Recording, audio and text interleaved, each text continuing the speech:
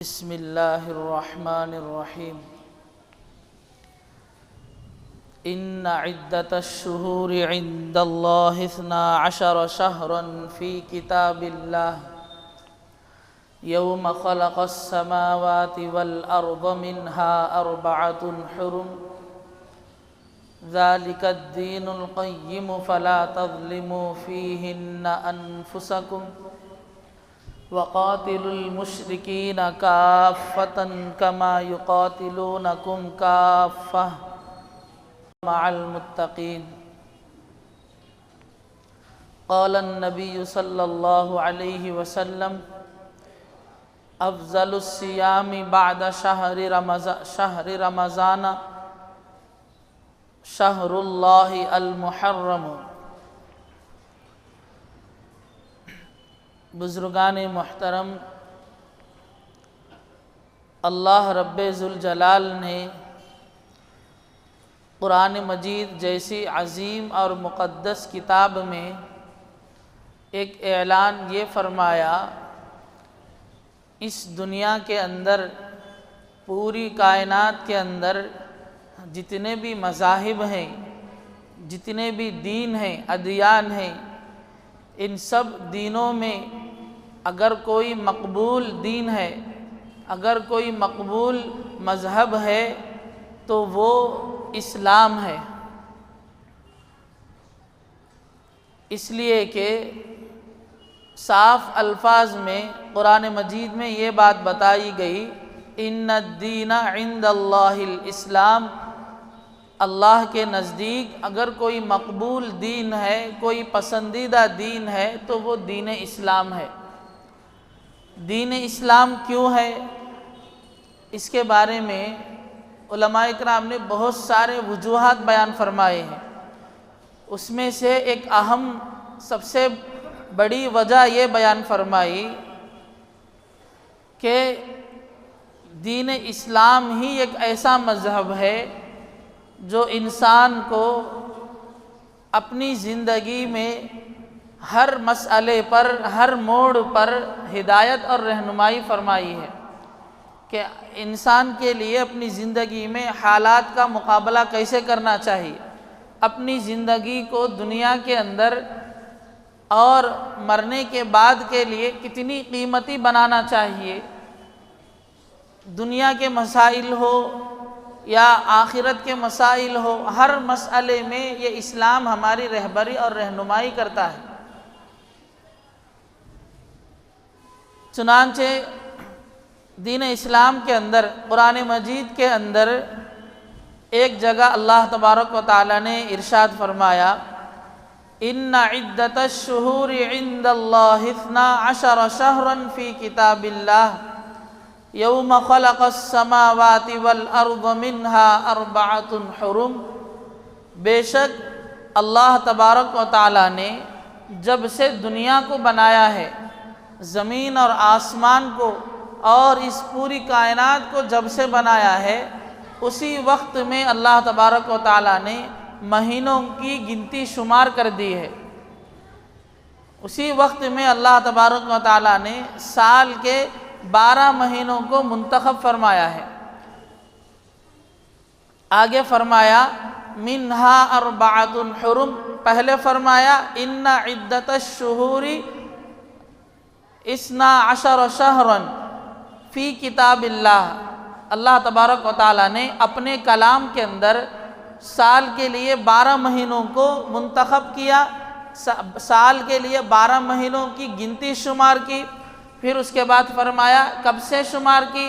یوم خلق السماوات والارض منها. جب سے زمین اور آسمان اس کائنات کو بنایا ہے، اس وقت سے ہی اللہ نے سال کے لیے 12 مہینے منتخب کر دیے ہیں. اب 12 مہینوں کے اندر شریعت کی طرف سے، دین اسلام کی طرف سے کیا کچھ مہینوں میں فضیلتیں یا عبادتیں یا اس کی کوئی اہمیت ہے کیا؟ اس پر اللہ تبارک و تعالی نے فرما دیا منہا 4 حرم. ان میں سے 4 مہینے ایسے ہیں جو عظمت و احترام والے مہینے ہیں. وہ کون سے مہینے ہیں؟ حدیث پاک کے اندر اللہ کے رسول صلی اللہ علیہ وسلم نے یہ بات بیان فرما دی، ذی قعدہ، ذی الحجہ، محرم اور رجب، ان 4 مہینوں کو اللہ کے رسول صلی اللہ علیہ وسلم نے اشہر حرم بتایا ہے۔ اشہر حرم کا مطلب یہ ہے کہ ان مہینوں میں انسان کو اللہ تبارک و تعالیٰ کی مرضی کے مطابق زندگی گزارنا چاہیے۔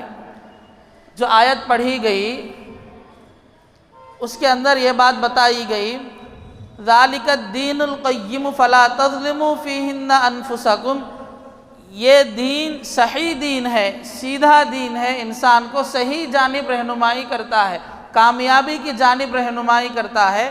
فلا تظلموا فیہن انفسکم، اب ان آیتوں کو سننے کے بعد اپنے آپ کے اوپر ظلم مت کرو۔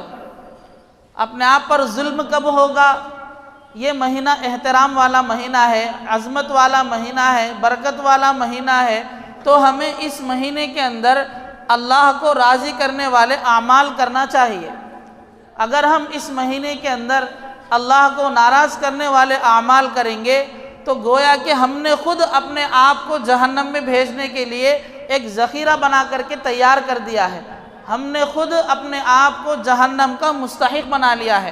ہم نے گناہ کیا، اسی لیے کل قیامت کے دن ہمیں جہنم میں جلایا جائے گا۔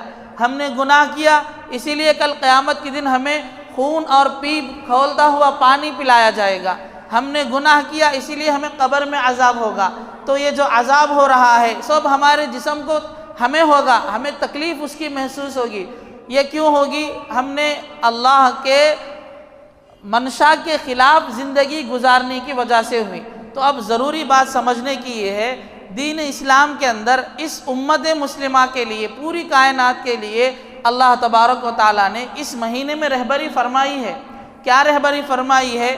اللہ کے رسول صلی اللہ علیہ وسلم نے فرمایا، افضل الصیام بعد شہر رمضان، روزوں میں سب سے زیادہ فضیلت والا رمضان کے مہینے کے بعد۔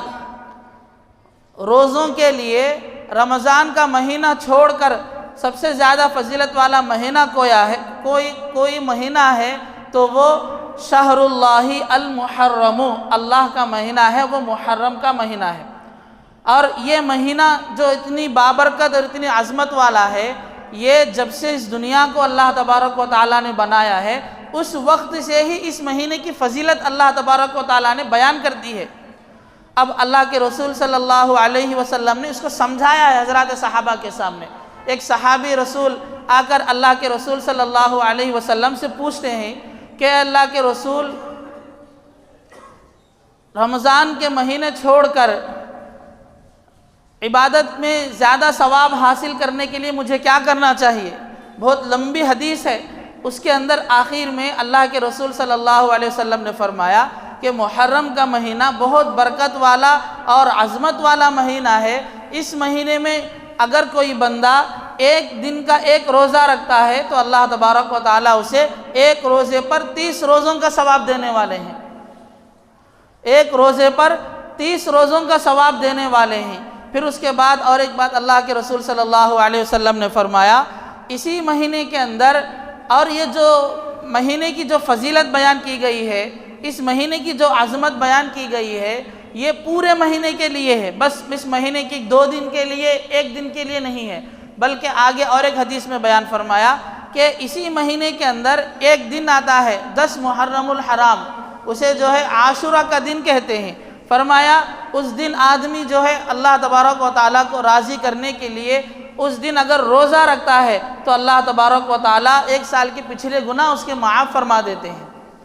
اب حضرت ابن عباس رضی اللہ عنہ فرماتے ہیں کہ جب اللہ کے رسول صلی اللہ علیہ وسلم کو جب اس مہینے کی فضیلت کا علم ہوا تو حضرات صحابہ کے سامنے فرمایا کہ اس مہینے کے اندر 10 محرم الحرام کو ہمیں روزہ رکھنا چاہیے، اللہ تبارک و تعالیٰ کی جانب سے اتنی فضیلتیں ہمیں ملنے والے ہیں۔ تو حضرت ابن عباس رضی اللہ عنہ نے اس وقت میں یہ سوال فرمایا، اور دیگر صحابہ اکرام بھی موجود تھے، کہ اللہ کے رسول اسی 10 محرم کو دوسرے مذہب والے یہود اور نصارہ بھی روزے رکھتے ہیں، تو ہم بھی اگر اس 10 محرم کو روزہ رکھیں گے تو ان کی اور ہمارے عبادت میں مطابقت ہو جائے گی، دونوں بھی عبادت کے اندر ایک ہو جائیں گے۔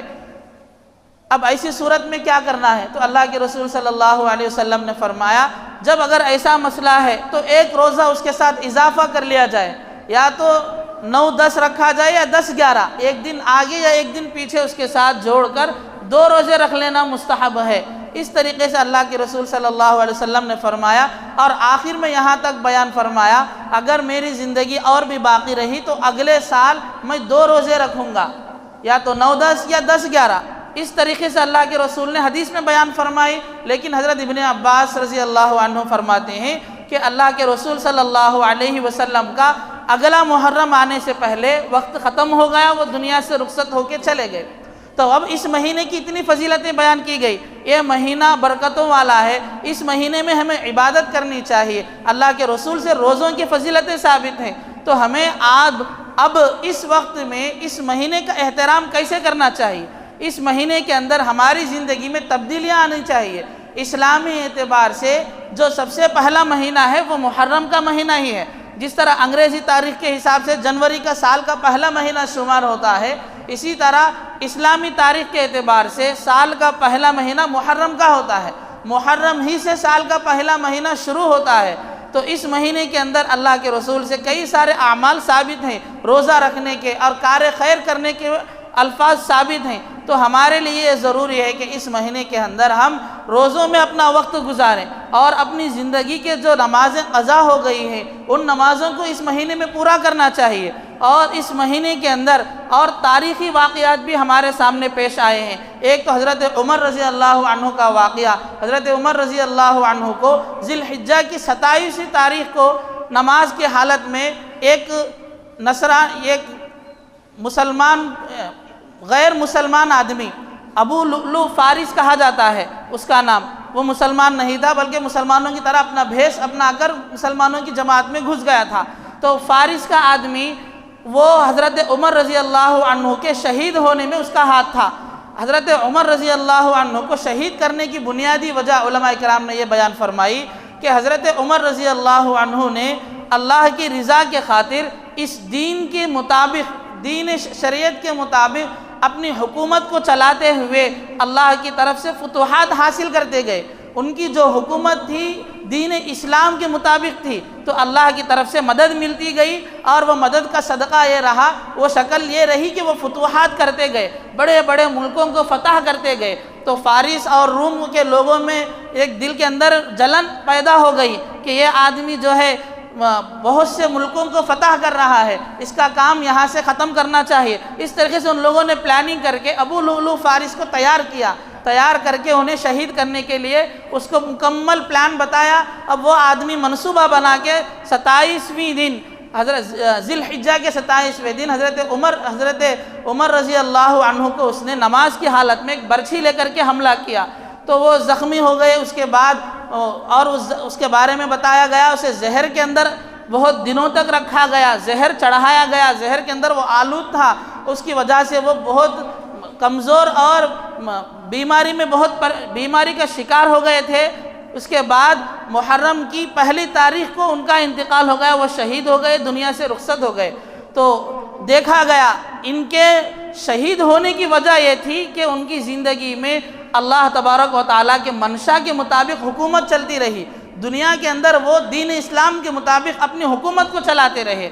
انہوں نے ایسی حکومت کی کہ ان کی اس حکومت کو غیر اسلامی لوگوں نے، فرقہ پرستوں نے موقع دیکھ کر ان کو شہید کر دیا۔ اس کے بعد اسی مہینے کے اندر ایک تاریخی واقعہ 10 محرم الحرام میں حضرت حسین رضی اللہ عنہ کی شہادت کا ہے۔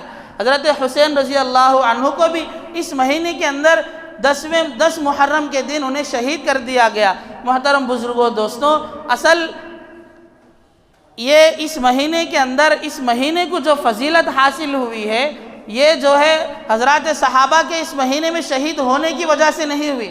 حضرت حسین نواسہ رسول صلی اللہ علیہ وسلم کے وجہ سے اس مہینے کی 10 تاریخ کو فضیلت نہیں ملی، بلکہ قرآن مجید میں صاف الفاظ میں بتایا گیا ان عدت الشہور عند اللہ 12 شہرا فی کتاب اللہ یوم خلق السماوات والارض۔ خلق السماوات والارض کا مطلب آسمان اور زمین کو، دنیا کو بنانے سے پہلے ہی اللہ تبارک و تعالیٰ نے اس دنیا کے اندر سال کے 12 مہینے منتخب کیے اور اس میں سے 4 مہینوں کو فضیلت دی، اس میں سے ایک محرم کا مہینہ ہے۔ اب اس کے بعد یہ اللہ کے رسول صلی اللہ علیہ وسلم آئے، دیگر انبیاء آئے، اس کے بعد صحابہ آئے، تو یہ سب بعد کی بات ہے۔ تو اب اس مہینے کو ان کی شہادت کی وجہ سے فضیلت حاصل نہیں ہوئی۔ اور دوسری بات، شہادت کا جو مقام ہے دین اسلام کے اندر، یہ بہت بڑی فضیلت والا مقام ہے۔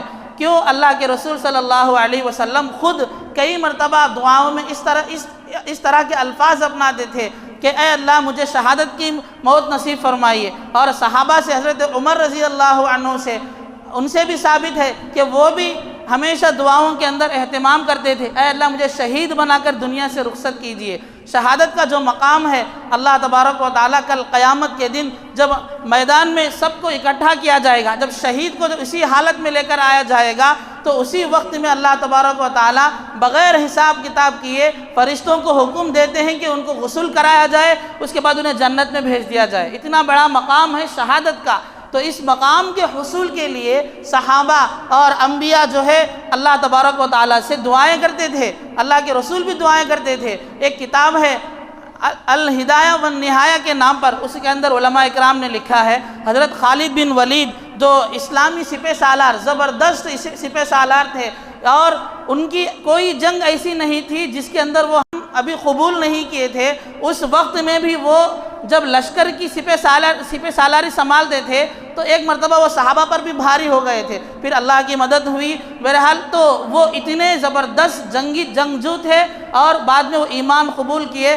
ہر وقت میں ان کی ہر جنگ اللہ تبارک و تعالیٰ کے فضل و کرم سے جنگ میں وہ کامیاب ہوتے رہے۔